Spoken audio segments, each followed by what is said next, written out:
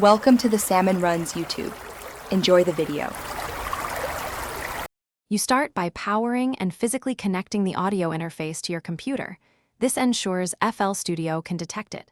Make sure monitors or headphones are plugged into the interface outputs so you monitor from the same device. Once done, set the interface sample rate to 44, 1 or 48 kHz, and choose a low buffer for recording. This reduces latency. You do this now because a stable hardware foundation prevents routing confusion later and gives you predictable timing when you next open FL Studio and go straight to Options Audio Settings to select your interface driver. Pick the manufacturer ASIO driver or ASIO for all for Windows. ASIO gives the lowest latency.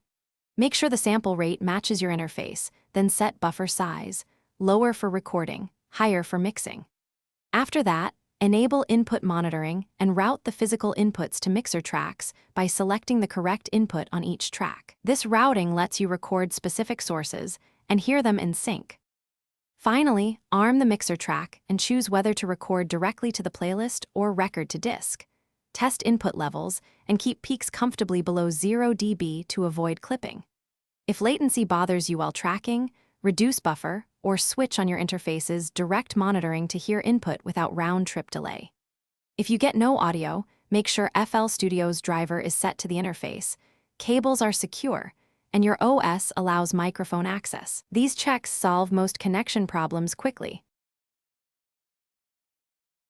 Thanks for watching. Consider subscribing if we helped you.